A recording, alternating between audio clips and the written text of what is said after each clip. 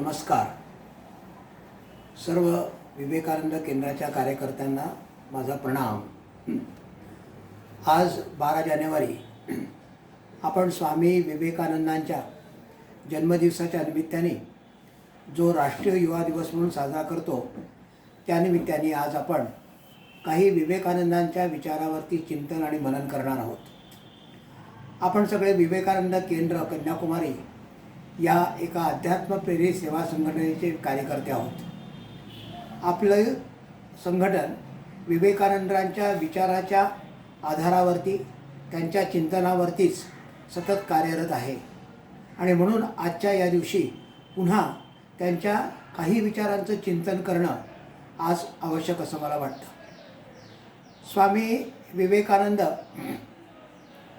यांचा खरा जन्म कन्याकुमारीला झाला असं म्हटलं तर काही वावगं होणार नाही.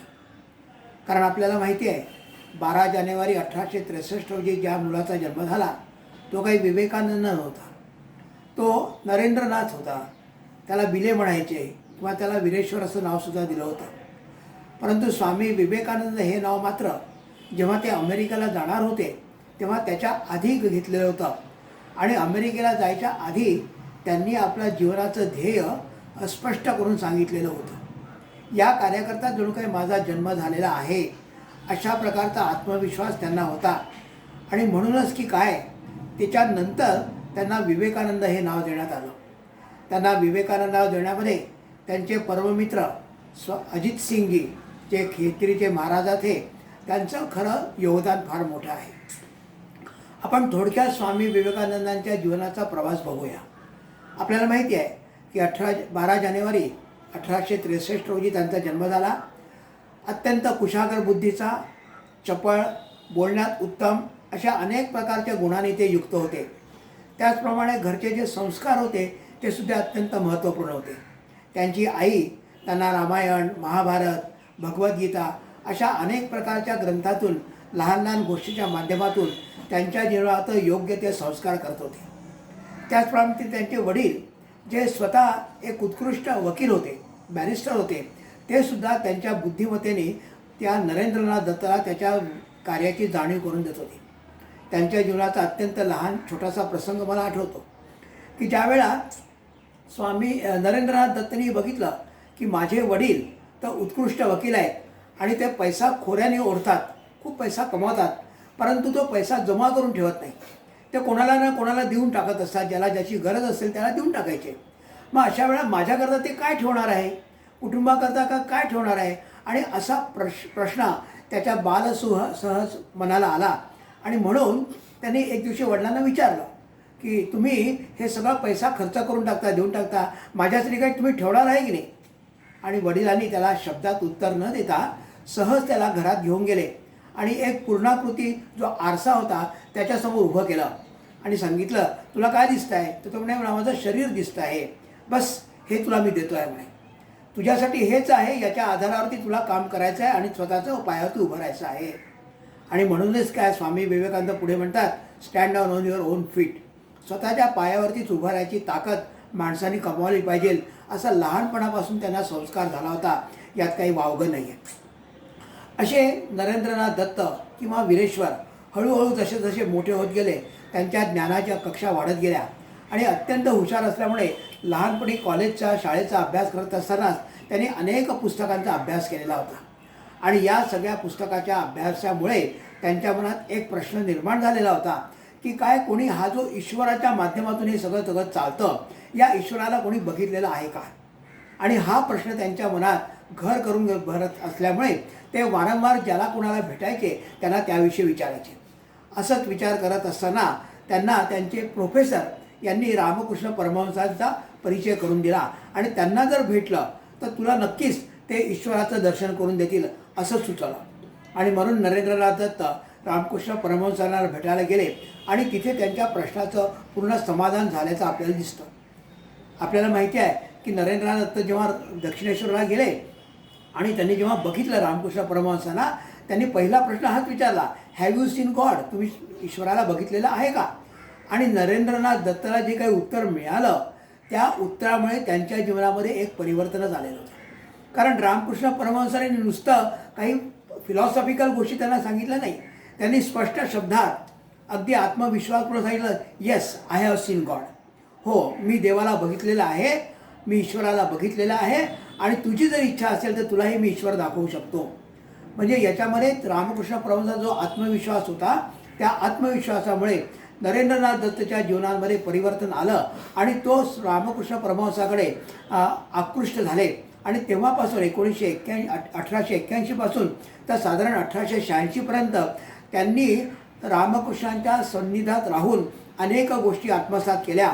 आणि रामकृष्ण परमहंसांनी कुठल्याही प्रकारे कंजूशी न करता त्यांच्याजवळ जे जे काही होतं ते सगळं नरेंद्रनाथ दिलं, कारण की त्यांना माहिती होतं हे योग्य पात्र आहे, या पात्रात आपण जे काही देऊ त्याचा योग्य उपयोग होईल. आणि म्हणून त्यांनी आपल्या सर्व शक्ती ज्या आहेत त्या सर्व शक्ती ज्या आहेत त्या नरेंद्रनाथ दत्तला अर्पण करून टाकलेल्या होत्या. या नरेंद्रनाथ दत्त आणि रामकृष्ण परमहंसांच्या जीवनातला एक छोटासा प्रसंग आणखी महत्त्वाचा आहे.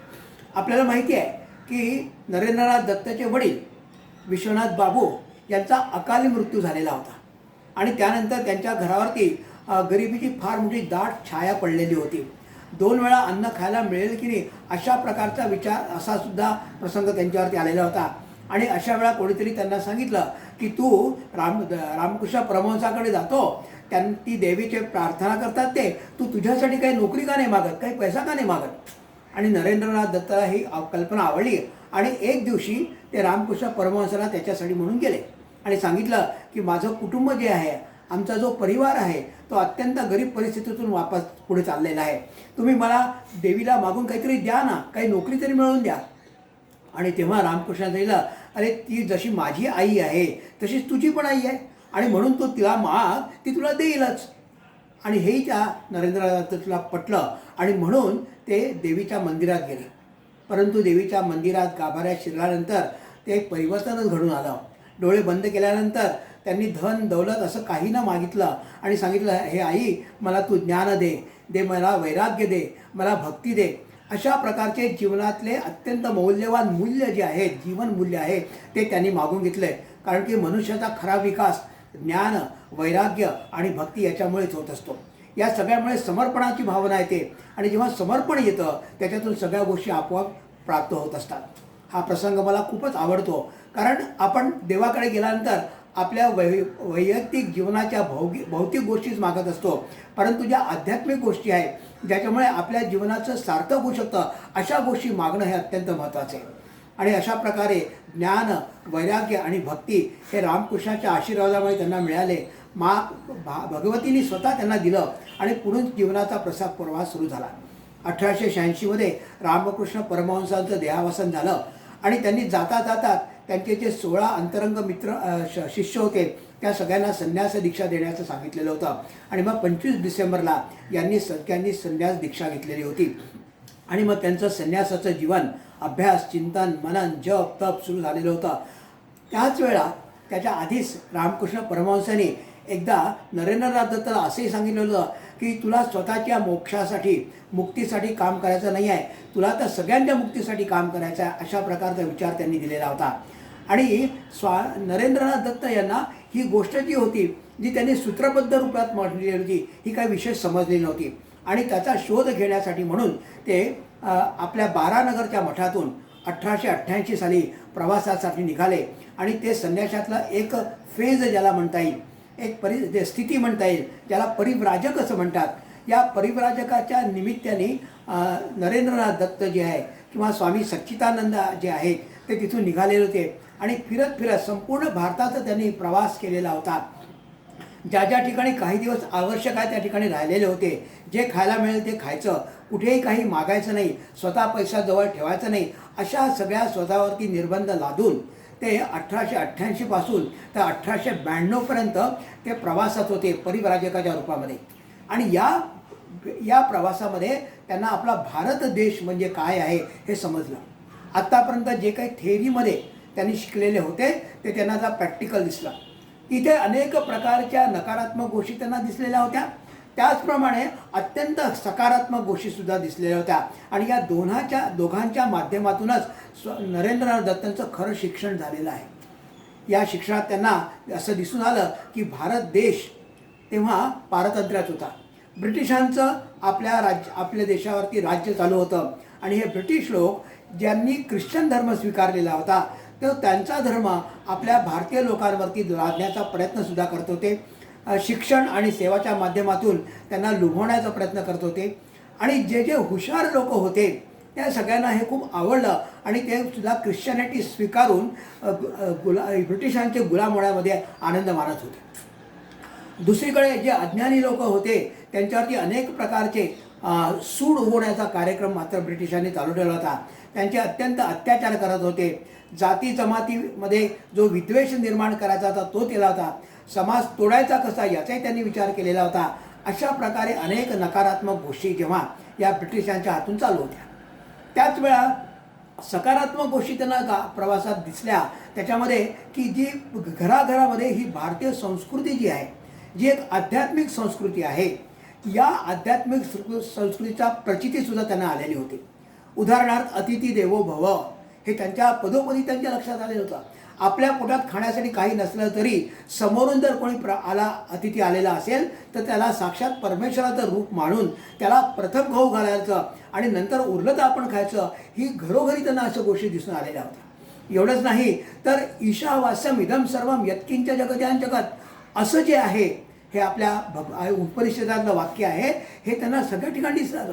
केवळ देवळातली मूर्तीच नाही तर दगडाची सुद्धा पूजा करत होते, झाडाची पूजा करत होते, नदीची पूजा करत होते. असं हे सगळं त्याला दिसलं. सगळीकडे ईश्वर आहे, हे सगळं ईश्वरमयच आहे, हे ईश्वराचंच मॅनिफेस्टेशन ज्याला म्हणता येईल प्रकटीकरण आहे हे पण त्यांच्या लक्षात आलेलं होतं. वयम सुपुत्र अमृतस्न आम्ही ईश्वराचे पुत्र आहो हे पण त्यांना जाणवलं होतं. अशा अनेक प्रकारच्या पॉझिटिव्ह सकारात्मक गोष्टी त्यांना या प्रवास करत असताना आपल्या भारत देशात गावागावात खेडोपाडी दिसून आलेल्या होत्या. आणि मग त्यांच्या लक्षात आलं की या संस्कृतीच्या आधारावरतीच आपला देश जो आहे हो हजारो वर्ष जीवन जगतो आहे. आणि म्हणूनच की काय त्यांनी आपल्या संस्कृतीचं पुनरुत्थान करण्यासाठी म्हणून समाजाला जागृत करण्यासाठी म्हणून त्यांच्या मनात वेगवेगळे विचार यायला लागले. असा सगळा सकारात्मक आणि नकारात्मक विचार घेत घेतच ते शेवटी कन्याकुमारीला पोचले होते. आणि तो दिवस होता 24 डिसेंबर 1892.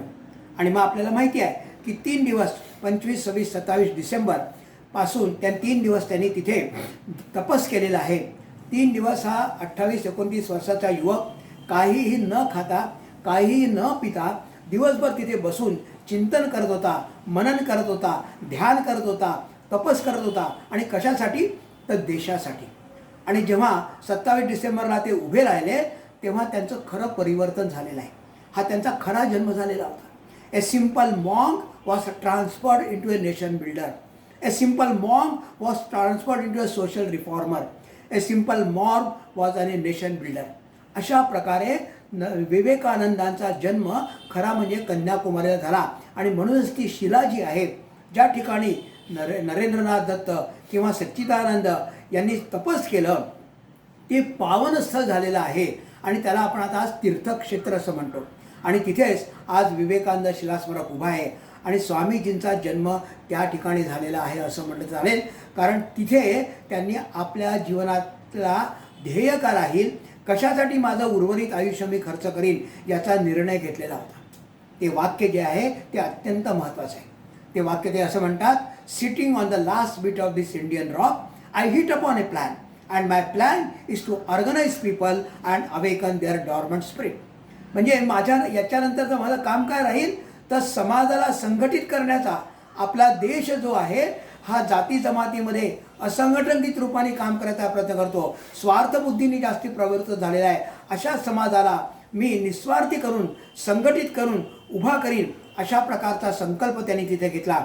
आणि दुसरं त्यांनी जे म्हटलं होतं की हा जो माणूस आहे माझ्या देशातला हा स्वतःचं सगळं विसरून गेलेला आहे. ज्याप्रमाणे हनुमान आपली स्वतःची शक्ती विसरून गेलेले होते त्याचप्रमाणे हा आपला भारतीय समाज जो आहे हा स्वतःची शक्ती विसरून गेलेला आहे. याच्या आतमध्ये जी ईश्वरीय शक्ती आहे त्याची जाणीव मी त्याला करून देईल. आणि या भारताच्या समाजाच्या हातून विश्वासाठी काहीतरी फार मोठं जे कार्य करायचं आहे ते करण्यासाठी मी प्रयत्न करीन. या 2 गोष्टी ज्या आहेत या गोष्टी त्यांनी केला. एक म्हणजे मनुष्य निर्माणाचं कार्य मी करीन आणि दुसरं राष्ट्र पुनरुत्थानाचं काम मी करीन. हा संकल्प घेऊन स्वामी विवेकानंद पुढे निघालेले आहेत. या सगळ्या गोष्टी सांगितल्यानंतर पुढचे 10 वर्ष जी आहेत म्हणजे 1892च्या नंतर तर त्यांच्या मृत्यूपर्यंत म्हणजे 1902 पर्यंत त्यांचं संपूर्ण आयुष्य जे आहे हे भारतीय संस्कृती, भारतीय धर्म, भारतीय समाज याच्यासाठी समर्पित केलेलं होतं आणि तो सगळा प्रवास आपल्याला सगळ्यांना माहिती आहे. विवेकानंद केंद्राची जेव्हा स्थापना झाली तेव्हा त्याचे संस्थापक माननीय एकनाथजी रानडे यांनी संस्थेची निर्माण करत असताना ज्या काही गोष्टी सांगितल्या त्यात प्रमुख सूत्र जे होतं त्यात होतं लोकसंपर्क. जास्तीत जास्त लोकांपर्यंत जाऊन स्वामी विवेकानंदचे प्रेरणादायी उत्साहवर्धक विचार सगळ्यांपर्यंत पोचणं हे आपलं जीवित कार्य असावं, आपल्या संघटनेचं मुख्य कार्य असावं. तर लोकसंपर्क हा सगळ्यात महत्त्वाचा विषय त्यांच्याजवळ ठेवला होता. त्यानंतर त्याच लोकसंपर्कातून लोकसंग्रह करायचा. मग हे जे लोक एकत्र येतील त्यांना संघटनात्मक विचार देऊन त्यांच्यावरती योग्य ते संस्कार करायचे आणि मग त्यांची व्यवस्था कशी लावायची तर त्यांचे जे अनुभव आहेत, त्यांच्या ज्या क्षमता आहे त्या सगळ्या बघून त्यांना त्या कामामध्ये लावायचं. अशा प्रकारची ही चतुसूत्री जी आहे ती माननीय एकनाथजी रानडे यांनी आपल्याला दिली. लोकसंपर्क, लोकसंग्रह, लोकसंस्कार आणि लोकव्यवस्था. आणि याच्यातून मग अनेक प्रकारचे सेवा कार्य आपण करूया अशा प्रकारचा विचार माननीय एकनाथजींनी ठेवलेला होता. आणि हा लोकसंपर्क करण्यासाठी म्हणून जास्तीत जास्त लोकांना पोचण्यासाठी काहीतरी साधन हवं आणि या साधनासाठी म्हणून त्यांनी उत्सवाची योजना केलेली होती. या उत्सवाच्या योजनामध्ये आपण विवेकानंद केंद्राच्या माध्यमातून काही विशेष उत्सव साजरे करतो ज्याचा आपल्या संस्कृतीशी संबंध आहे, ज्याच्या माध्यमातून लोक सहज एकत्र येऊ शकतात. असे जे प्रमुख उत्सव आहे त्यात पहिला उत्सव म्हणजे आपला गुरुपौर्णिमेचा उत्सव असतो. गुरुपौर्णिमेच्या उत्सवाच्या निमित्ताने कारण आपला देश हा आध्यात्मिक प्रवृत्तीचा असल्यामुळे गुरुशिष्य परंपरा अनेक वर्षापासून आपल्या देशामध्ये चालू असल्यामुळे प्रत्येकाला असं वाटतं की माझे गुरु जे आहेत त्यांच्याविषयी माझी जी समर्पण भावना आहे ती व्यक्त करण्यासाठी म्हणून हा गुरुपौर्णिमेचा दिवस आपण मानत असतो. एकनाथजींनी हा विषय डोळ्यासमोर ठेवला आणि आपली जी अत्यंत उच्च दर्जाची अशी जी गुरुपरंपरा आहे त्या गुरुपरंपरेला लक्षात ठेवूनच गुरुपौर्णिमेचा पहिला उत्सव ठेवलेला होता, ज्याच्या माध्यमातून समान विचाराचे लोक एकत्रित येऊ शकतील आणि नवीन लोकांना सुद्धा आपण त्याच्यामध्ये आणू शकू अशा लोकसंपर्कासाठी हा उत्सव होता. दुसरा उत्सव आपण प्रमुख वापरतो तो म्हणजे विश्व बंधुत्व दिवस. स्वामी विवेकानंद जेव्हा अमेरिकेत गेलेले होते ते धर्म परिषदेसाठी म्हणून गेलेले होते. 11 सप्टेंबर 1893 रोजी त्यांनी एक अत्यंत प्रेरणादायी, अत्यंत मौलिक असं जे लेक्चर दिलेलं होतं ज्याच्या माध्यमातून ते एका दिवसामध्ये विश्व मानव झालेले होते. त्या 11 सप्टेंबरची आठवण आपल्याला नेहमी राहावी, त्या दिवसाचं महत्त्व आपल्या मनात नेहमी राहावं, त्या दिवशी त्यांनी व्यक्त केलेले विचार आपल्या जीवनात नेहमी यावे आणि म्हणून त्यासाठी म्हणून आपण विश्वबंधुत्व दिवस अर्थात युनिव्हर्सल ब्रदरहूड डे हा उत्सव मानतो आणि त्याच्या निमित्ताने फार मोठ्या मोठ्या कार्यक्रमाची योजना करतो. अनेक लोकांना एकत्र बोलवतो जे विवेकानंद प्रेमी आहे त्यांना नवीन विचार देतो आणि त्यांनासुद्धा आपल्या कार्यात समाजहित कसं करता येईल याचा प्रयत्न आपण करत असतो. त्याच्यानंतर तिसरा जो उत्सव येतो तो म्हणजे आपल्या माननीय एकनाथजी रानडे यांचा जन्मदिवस, ज्याला आपण साधना दिवस म्हणतो. एकनाथजींचं जीवन म्हणजे साधनामय होतं. अगदी वयाच्या 12व्या वर्षापासून त्यांनी आपल्या जीवनाच्या साधनेसाठी म्हणजे कशासाठी साधना तर मातृभूमीची सेवा हीच माझी साधना राहील अशा प्रकारचा विचार करून त्यांनी आपलं संपूर्ण आयुष्य घालवलेलं होतं. आणि तोच विचार आपण ठेवलेला आहे की या निमित्ताने एकनाथजींच्या गुणाचा आपण चिंतन मनन करावं, आपल्यामध्ये अशा प्रकारचे गुण काही यावे आणि आपण सुद्धा आपलं जीवन साधनामय करावं अशा प्रकारचा विचार आपल्या कार्यकर्त्यांच्या मनात यावा आणि म्हणूनच आपण हा साधना दिवस करतो. त्याच्यानंतर अत्यंत महत्त्वाचा उत्सव आपण करतो तो म्हणजे गीता जयंती. भगवद्गीता ज्याला आपण म्हणतो, भगवद्गीतेसारखं कुठलंही पुस्तक नाही आहे असं म्हटलं आणि म्हणून पुस्तकाची जयंती ही आपल्या भारत देशात प्रथमच म्हणजे आपल्या ठिकाणी होते आहे. आणि याला पुस्तकाचं महत्त्व काय आहे तर it is an art and science of man making. मनुष्य निर्माणासाठी ज्या ज्या गोष्टी आवश्यक असतात त्या सगळ्याचं चिंतन मनन या भगवद्गीतेमध्ये झालेलं आहे. या 18 अध्यायाच्या माध्यमातून आपण हे सगळं बघतो. भक्तियोग, ज्ञानयोग, राजयोग, कर्मयोग या गोष्टी आहेतच. दैवी गुण आणि असुरी गुण कोणते आहे याचं महत्त्व, या सगळ्या गोष्टीचं चिंतन सार जे आहे ते भगवद्गीतेमध्ये आहे. आणि आपल्या कार्यकर्त्यांनी भगवद्गीतेचा योग्य अभ्यास करून आपल्या जीवनामध्ये त्यातील तत्त्व आणण्याचा प्रयत्न करावा.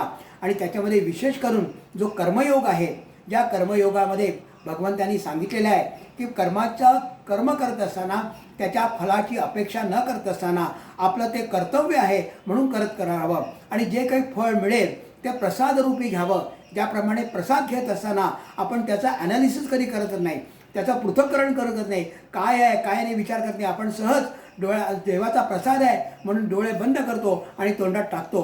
तशाच प्रकारे केलेल्या कर्माचं फळसुद्धा आनंदाने परमेश्वराकडनं मिळालेला आहे म्हणून घ्यावा.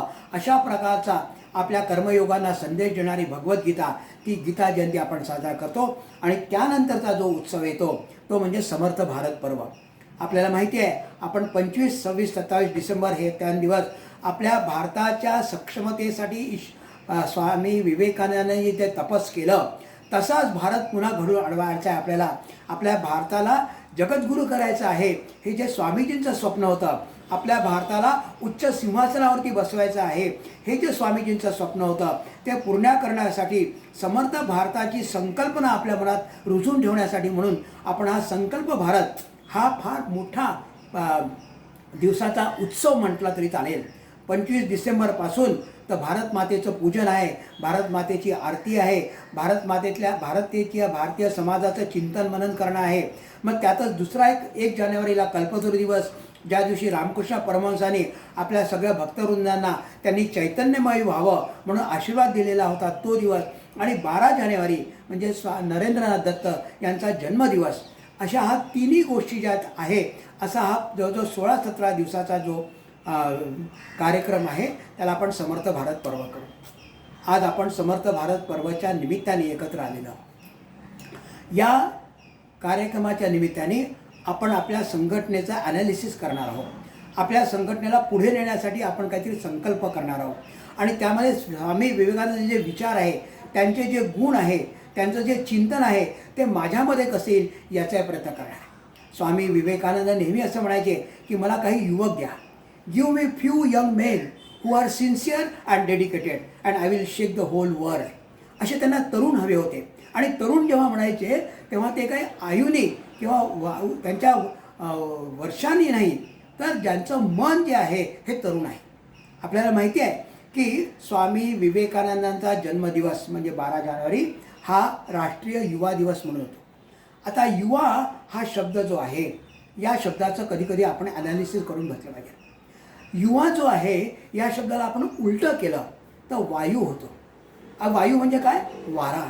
वाऱ्याला जेव्हा गती येते आणि जेव्हा दिशा मिळते तर तो वारा जो आहे रस्त्यात उभ्या असलेल्या अनेक गोष्टी ज्या आहेत त्या उधळून टाकतो, तर नष्ट करून टाकतो. उंच उंच वाढलेले खूप जुने जे झाडं असतात शेतसुद्धा मुळासकट उन्मळून पडतात. ही ताकद जी आहे ती वाऱ्यामध्ये आहे. तीच ताकद जी आहे ती युवांमध्ये सुद्धा आहे. आणि म्हणून असे युवक स्वामीजींना हवे होते. 100,000 men and women fired with zeal of holiness, fortified with eternal faith in the Lord, with nerves to lion's courage, with their sympathy for the poor, the fallen and downtrodden, will go the length and the breadth of the country to teach the gospel of social raising up, to teach the gospel of social help, to teach the gospel of social equality, and to teach the gospel of salvation. मुक्तीचा मार्ग, समाज प्रगतीचा मार्ग करण्यासाठी म्हणून असे हजारो युवक आणि युवती आज आपल्याला हवे आहे. हे स्वामीजींचं स्वप्न होतं. हा युवक कसा असायला पाहिजे? तर या युवकामध्ये आत्मविश्वास पाहिजे, जबरदस्त आत्मविश्वास पाहिजे. स्वतःवरती जर विश्वास नसेल तर स्वामी विवेकानंद म्हणायचे की त्याला मी कधीच आस्तिक म्हणणार नाही, त्याला नास्तिकच म्हणीन. हजारो देवदेवतावरती विश्वास आहे पण स्वतःवरती विश्वास नाही. अरे वयम अमृतस्य पुत्र, हा आपल्यामध्ये ईश्वरीय शक्ती आहे याची जाणीव वारंवार करून देण्यासाठी म्हणून स्वामी विवेकानंद म्हणायचे की आत्मविश्वास हा पाहिजे आहे. स्वामीजींचा आत्मविश्वास जबरदस्त होता.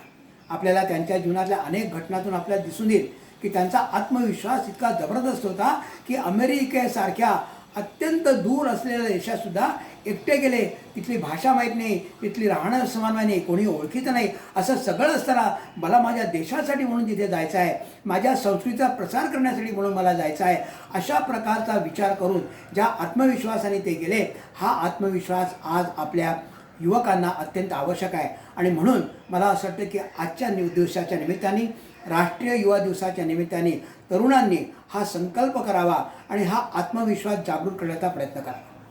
दुसरा महत्त्वाचा विषय जो स्वामीजींना आवडता की ट्रिमेंडस इच्छाशक्ती पाहिजे, जबरदस्त इच्छाशक्ती. I will drink the ocean असे स्वामी विवेकानंद म्हणायचे. म्हणजे समुद्र पिऊन टाकायची ही ताकद माझ्यामध्ये आहे आणि ही माझी इच्छा आहे. अशा प्रकारचा विचार, मी आकाशाला गवसणी घालून येईल, अशा प्रकारची जबरदस्त इच्छाशक्ती जी आहे ती सुद्धा आजच्या युवकांना अत्यंत आवश्यक आहे. आजचे युवक कधी कधी अगदी हतबल होऊन बसल्या, मी काय करू, मी शिकलेलो आहे पण मला नोकरी मिळाली नाही. अरे स्वतःच्या पायावरती उभं राहण्यासाठी शिक्षण घ्यायचं असतं, कोणासाठी भीक मागून करायचं नाही, आपल्याला माहिती आहे. आणि म्हणून आपण ही इच्छाशक्ती की मी माय डेस्टिनी इज माय हँड, म्हणजे माझ्या हातावरती भविष्य नाही आहे, माझ्या हातात माझं भविष्य आहे, असा जबरदस्ती इच्छाशक्ती असलेला युवक आज आपल्याला पाहिजे आहे. तिसरा महत्त्वाचा की सकारात्मक विचार. आपल्या देशाच्या संस्कृतीने आपल्याला सकारात्मकाकडे नेण्याचा प्रयत्न केला आहे. मग ते उपनिषद असो, ती भगवद्गीता असो, ते रामायण असो, ते महाभारत असो, या सगळ्या चिंतनातून आपल्याला एकच दिसतं की आपला विचार जो आहे, आपली जी प्रवृत्ती आहे ती सकारात्मक असली पाहिजे. ज्या ज्या गोष्टी घडत असतात त्या माझ्या चांगल्या करतात असतात, अशा प्रकारचा विचार सतत जर आपण मनात ठेवला तर निश्चितपणे आपण एक पाऊल पुढे जाऊ शकतो.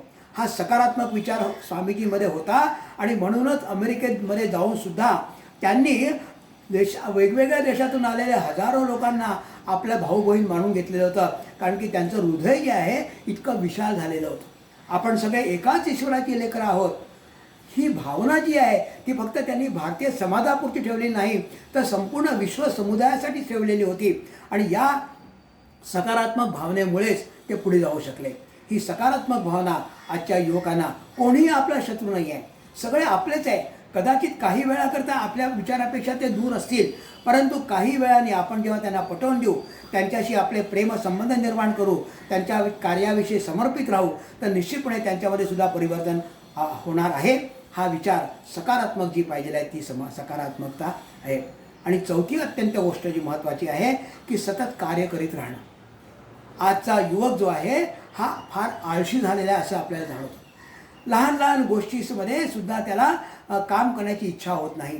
घरी बसल्या बसल्या कसं खायला मिळेल याचा तो विचार करत असतो. कमी काम करून चांगली नोकरी कशी मिळेल अशा प्रकारचा विचार करत असतो. परंतु ही क्रियाशीलता जी आहे, सतत कार्य करत राहणं आणि समाजासाठी म्हणून कार्य करत राहणं, हा विचार आजच्या युवकांमध्ये नाही. अत्यंत स्वार्थी असा झालेला हा युवक आहे. आणि म्हणून आजच्या दिवशी आपण हा विचार केला पाहिजे की मला जे 24 तास मिळतात त्यातला जास्तीत जास्त वेळ जो आहे मी हा समाजाच्या कामासाठी म्हणून वापरीन, असा सकारात्मक विचार असलेला, असा क्रियाशीलतेचा विचार असलेला युवक आज आपल्याला हवा आहे. आणि शेवटी महत्त्वाकांक्षा पण महत्त्वाची आहे. कारण आपल्याला आपल्या देशाला उच्चतम अशा स्थानावरती पोचवायचं आहे. ही महत्त्वाकांक्षा आपल्या युवकांच्या मनात पाहिजे. एक काळ असा होता की जेव्हा आपल्या देशाला स्वतंत्र करायचं आहे, आपला देश अनेक वर्ष पारतंत्र्यात होता, त्याला स्वतंत्रता प्राप्त करून दिली पाहिजे म्हणून अनेक युवकांनी आपले प्राणदान दिलेले आहेत. आपल्याला त्यांची मानदिवाळी माहिती आहे. ते मदनलाल धिंगरा असो, शहीद भगतसिंग असो, खुदीराम बोस असो, नेताजी सुभाषचंद्र बोस असो, असे हजारो आहेत. त्यांनी ती महत्त्वाकांक्षा की मला माझ्या देशाला स्वतंत्र करायचं आहे. आज आपल्याला स्वतंत्र आपल्याला मिळालेलं आहे, आपलं भाग्य आहे. माझ्यासमोर असलेले अनेक लोक आहे ते स्वातंत्र्यानंतर जन्माला आलेले असतील. त्याच्यामुळे स्वातंत्र्यासाठी आपल्याला मरायची गरज नाही आहे. आज आपल्याला जगायचं आहे, चांगल्या प्रकारे जगायचं आहे, जेणेकरून माझा भारत देश जो आहे हा पुन्हा आपल्या स्वतःच्या पायावरती नुसतं उभं राहणार नाही, तो पूर्ण उच्च सिंहासनावरती बसेल आणि त्याच्या आध्यात्मिक ज्ञानाच्या प्रकाशाने संपूर्ण विश्वाला एक तो नवीन वाट दाखवेल. असा सुवर्ण सिंहासनावर बसलेला भारत देश माझा जो आहे तो आम्हाला घडवायचा आहे. ही महत्त्वाकांक्षा मनात ठेवून आपल्याला एक एक पाऊल पुढे जायचं आहे. असे युवक, मी तुम्हाला जे 5 गुण स्वामीजींचे सांगितले त्यामध्ये पहिला गुण जो आहे तो आत्मविश्वास, दुसरा गुण आहे इच्छाशक्ती, तिसरा गुण आहे सकारात्मकता, चौथा गुण आहे क्रियाशीलता किंवा कार्य करीत राहणं, आणि पाचवा गुण जो आहे तो महत्त्वाकांक्षा.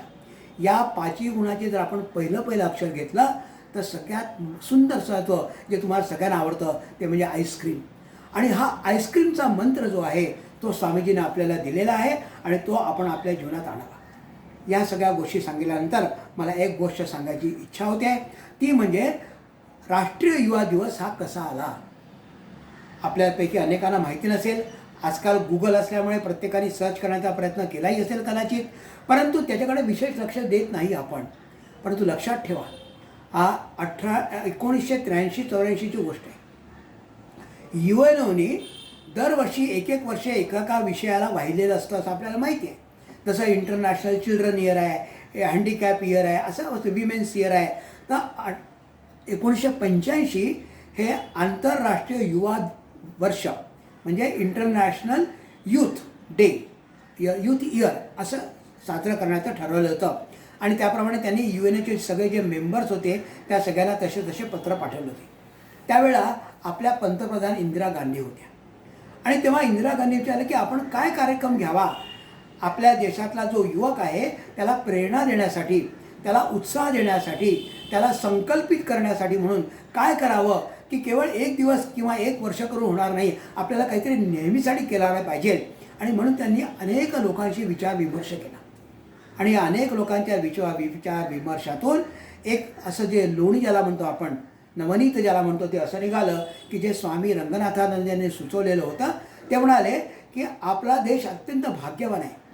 स्वामी विवेकानंदासारख्या माणसाचा जन्म आपल्या देशात झालेला आहे आणि युवक असतानाच त्यांनी त्यांचा देहावसान झालेला आहे. आणि त्यांच्यामध्ये जे सगळे जे काही गुण आहे ते गुण राष्ट्राला उंच स्थानावरती नेण्यासाठी अत्यंत मदत देणारे आहेत. आणि त्यांचं जीवन देशासाठी म्हणून आहे. आणि आजच्या युवकाला सुद्धा आपण देशासाठी काम करण्यासाठी प्रवृत्त करण्यासाठी म्हणून आपण त्यांचा जन्मदिवस जो आहे तो नॅशनल यूथ डे म्हणून साजरा करावा. या निमित्ताने दरवर्षी विद्यार्थी जे आहे ते स्वामी विवेकानंद विचारांचं चिंतन करतील, मनन करतील आणि त्यातून आपल्याला काही कार्यकर्ते मिळतील जे या भारत मातेच्या सेवेसाठी म्हणून तत्पर राहतील. आणि म्हणून इंदिरा गांधींनी 12 जानेवारी 1985 हा पहिला झालेला होता, हा साजरा करायचा ठरला. अनफॉर्च्युनेटली आपल्याला माहिती आहे की 1984 त्यांचा मृत्यू झाला. परंतु त्यांचे सुपुत्र राजीव गांधी यांनी तो 1985 राष्ट्रीय दिवस केला आणि तेव्हापासून हा आपला झाला. NSS कॉलेजमध्ये आपल्याला माहिती आहे की हा जवळ एक आठवडाभर अनेक प्रकारचे कार्यक्रम असतात. तर अशा प्रकारे स्वामी विवेकानंद जेवढे काही विचार आहे ते सगळे विचार जे आहे ते आपल्या देशाला एका उच्च स्थानावरती पोहोचवून देण्याच्या उपयोगातले आहे.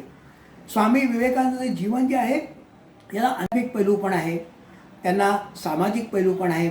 एक राजकारण जर सोडलं तर त्यांच्या जीवनाला सगळ्या प्रकारचे पैलू आहे. आणि राजकारण सोडणं असे मला योग्य म्हणायला वाटत नाही आहे. कारण आपल्याला माहिती आहे की 1897च्या नंतर जेव्हा ते भारतात वापस आले तेव्हा त्यांनी आपल्या देशातल्या युवकांना आणि मोठ्या लोकांना सांगितलं होतं की येणाऱ्या 50 वर्षासाठी बाकी सगळ्या देवदेवतांना तुम्ही विसरून जा आणि फक्त एकच देवता समोर ठेवा आणि तिचीच पूजा अर्चा करा, तिचीच सेवा करा आणि ती म्हणजे आपली भारत माता. भारत मातेला स्वतंत्रता करण्यासाठी म्हणून आपले 50 वर्ष आपल्याला द्यावे लागतील अशा प्रकारचं स्वप्न त्यांनी त्यांना दिलं. आणि आपल्याला माहिती आहे की त्याच्यानंतर वंदे मातरमच्या माध्यमातून सगळा समाज जो आहे तो जागृत झालेला आहे आणि अनेकांनी आपल्या देशाच्या स्वातंत्र्यासाठी प्राणाहुती केलेली आहे आणि त्यातूनच आपल्याला स्वातंत्र्य मिळालं आहे. 1897 ज्यांनी ते म्हटलेलं होतं ते 1947 म्हणजे बरोबर 50 वर्षानंतर आपल्याला स्वातंत्र्य मिळालेले आहे. त्याच्यामुळे जरी मी तुम्हाला म्हटलं की राजकारणापासून ते जरा अलिप्त होते, परंतु राजकारण हे स्वातंत्र्याचा मूलमंत्र जो आहे तो स्वामीजींनी दिलेला होता. भारत मातेची सेवा करणे, तिचीच पूजा अर्चा करणे, तिलाच देवदेवता म्हणून आपल्या डोळ्यासमोर ठेवणे हा अत्यंत महत्त्वाचा विषय. स्वामी विवेकानंदांच्या जीवनातला अत्यंत महत्त्वाचे जे छोटे ज्या गोष्टी आहेत ते म्हणजे सूत्ररूप आहे. आपल्याला माहिती आहे आपल्या भारतीय संस्कृतीमध्ये अनेक गोष्टी ज्या आहेत ना त्या सूत्ररूपाने सांगितलेल्या आहेत. आपल्याला आपण विवेकानंद केंद्राचे कार्यकर्ते असल्यामुळे आपल्याला माहितीच आहे की स्वामी विवेकानंदांनी राजयोगाचा प्रसार केला होता. आणि राजयोग कशावरती आहे? पतंजली योगसूत्र. पतंजली योगसूत्राच्या सूत्र म्हणजे काय? अगदी लहानसं फॉर्म्युला, ज्याला इंग्रजीमध्ये आपण फॉर्म्युला म्हणतो, तो फॉर्म्युला. नारद भक्ती सूत्र फॉर्म्युलाच आहे. तर असे अनेक सूत्र स्वामीजींच्या बोलण्यातून आले. त्यातले 5 सूत्र मी तुमच्या डोळ्यासमोर ठेवतो आणि मग तुमच्याकडून माझ्या वाडीला विराम देतो. पहिलं सूत्र त्यांचं जे आहे मला ते आठवतं, ते म्हणजे बी अँड मेक. आजच्या घटकेला पहिल्यांदा आपल्याला आदर्शवत आपला स्वतःला उभं करावं लागेल. मग आपल्याकडे बघूनच बाकीचे लोक करणार आहेत. कारण मनुष्य जो आहे हा अनुकरण प्रिय असतो आणि म्हणून स्वतः आपण तयार झालं पाहिजे. आपल्या जीवनामध्ये आपण निस्वार्थी व्हायला पाहिजे. त्याग आपल्या जीवनाचा आधार असला पाहिजे. सेवा आपल्या जीवनाचा आधार असला पाहिजे. आपलं जीवन जे मौलिक जीवन झालं तर आपल्या जीवनाकडे बघून आपल्यापेक्षा जे लहान आहेत ते आपल्याकडे बघून त्यांचं जीवन करतील. यद्यदा चरती श्रेष्ठः तत्तदेवे तरोजनः सयत प्रमाणम कुरुते लोकस्तदनु वर्तते. हे भगवद्गीतेमध्ये सांगितलेलं आहे. त्याच्यामुळे पहिलंच आहे बी अँड मेक, बनव और बनाओ. हा पहिलं सूत्र मला वाटतं आजच्या युवकांना अत्यंत महत्त्वाचं आहे. दुसरं, strength is life, weakness is death. बल हे जीवन आहे. आजचा युवक जो आहे ना हा बलहीन झालेला आहे. त्याला शक्ती संपदा करण्याची इच्छा वाटत नाही. व्यायाम करणं हे त्याला आवश्यक वाटत नाही आहे. सगळं जीवन आरामात कसं घालवायचं हेच त्याचं चालू आहे. परंतु शक्तीशिवाय काही प्राप्त होऊ शकत नाही. आणि म्हणून हे स्ट्रेंथ इज लाईफ स्वामीजीचं जे आहे, ती स्ट्रेंथ म्हणजे फक्त शारीरिक शक्ती नाही, तर शारीरिक शक्ती, मानसिक शक्ती, बौद्धिक शक्ती आणि आत्मिक शक्ती या सगळ्या प्रकारच्या शक्ती आपल्यामध्ये असल्या पाहिजे. याच्यापैकी एक जरी नसली आपल्याजवळ तर आपण पुढे जाऊ शकू नाही. म्हणून strength is life, weakness is death हे त्यांचं दुसरं सूत्र जे आहे ते मला अत्यंत तुमच्यासमोर ठेवायला आवडेल. तिसरं सूत्र जे आहे ते आहे serve man serve God. Service to man is service to God. शिवभावे जीवसेवा, मानव सेवा हीच माधव सेवा आहे. हे मला तिसरं सूत्र जे आहे हे स्वामीजींचं फार आवडतं. त्यांनी आपल्याला एक मार्ग करून दिला आहे. कुठलंही कार्य करत असताना आपल्याला हे दिसून येतं की ज्याच्यासाठी मी कार्य करतो आहे तो जरी मला एखादा व्यक्ती दिसत असला तरी ते व्यक्तीच्या अंतरंगामध्ये ईश्वराचा वास असत आहे. आणि म्हणून मी त्याची सेवा करत नाही आहे, तर मी कोणाची सेवा करतो? ईश्वराची सेवा करतो आहे. आपल्या भारतीय संस्कृतीमध्ये आपण जर गावागावात गेलो तर आपल्याला एक छोटासा गोष्ट दिसून येते. दोन लोक जेव्हा भेटतात, एकमेकाला कदाचित ते ओळखत नसतील तरी पण ते एकमेकाचा परिचय रामराम करूनच करतात. आता राम त्याच्या काही देहयष्टीला नसतो, तर राम त्याच्या अंतरात्म्याला असतो. त्याच्या आतमध्ये जो अंतरात्मा आहे तोही राम आहे, म्हणजे तो पुरुषोत्तम आहे असं म्हटलं तरी चालेल. माझ्या आतमध्ये जो आहे तोही पण पुरुषोत्तम आहे आणि हे पुरुषोत्तम एकमेकाला भेटत आहे. आणि म्हणून जय रामराम किंवा रामरामजी असं आपल्याकडे म्हणायची पद्धत आहे. तर हा माणसाची सेवा करणे म्हणजेच ईश्वराची सेवा करणे हे अत्यंत महत्त्वाचं आहे. आणखी एक असं आठवतं, expansion is life, contraction is death. मन विशाल करा. जितकं मन तुम्हाला विचार करता येईल, जितक्या लोकांना आपल्याजवळ आणता येईल, आपल्या प्रेमाच्या माध्यमातून आपण सगळ्या लोकांना आपल्याजवळ बांधून ठेवू शकतो. आणि म्हणून एक्सपान्शन करता, जाती जमातीच्या पलीकडेच्या सगळ्या गोष्टी दूर जाऊन आपण सगळ्यांना आपले भाऊ बहीण आहे अशा प्रकारचा विचार करून काम केलं पाहिजे. तर expansion is life, contraction is death. आपण फक्त आपल्या परिवाराचा विचार न करता समाजाचा, राष्ट्राचा, विश्वाचा विचार केला पाहिजे आणि सगळीकडे बघण्याचा दृष्टिकोन आपला बदलला पाहिजे. हे जे आहे हा जो आहे expansion is life, contraction is death, असे काही मौल्यवान त्यांचे जे सूत्र आहे हे तुमच्यासमोर ठेवले. मला असं वाटतं की आजच्या दिवसाच्या निमित्ताने आपण स्वामी विवेकानंदांच्या चरणाशी बसून त्यांच्या जीवनाचा थोडासा अभ्यास करून त्याच्यावरती मनन करायचं, चिंतन करायचं आणि आपण जे विवेकानंद केंद्राचं कार्य हातात घेतलेलं आहे ते कार्य पुढे नेण्यासाठी म्हणून संकल्प करायचा की माझ्या दिवसभरातल्या 24 तासापैकी माझ्या वैयक्तिक जीवनासाठी म्हणून मी जे करतो त्यात काही भाग जो आहे कमीत कमी 2 तास 3 तास मी समाजहितासाठी, सामाजिक कार्यासाठी तनमन धन लावून करीन. अशा प्रकारचा संकल्प करून स्वामीजींना जशा प्रकारचे युवक अपेक्षित होते अशा प्रकारचे युवक होण्याचा मी प्रयत्न करीन.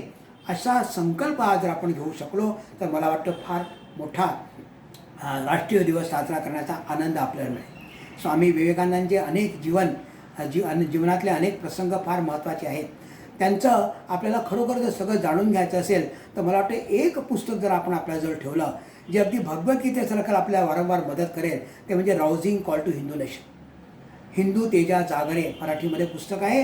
त्याच्यामध्ये स्वामीजींच्या सगळ्या चिंतनाचा विषय अत्यंत सोप्या भाषेमध्ये आपल्यासमोर ठेवलेला आहे.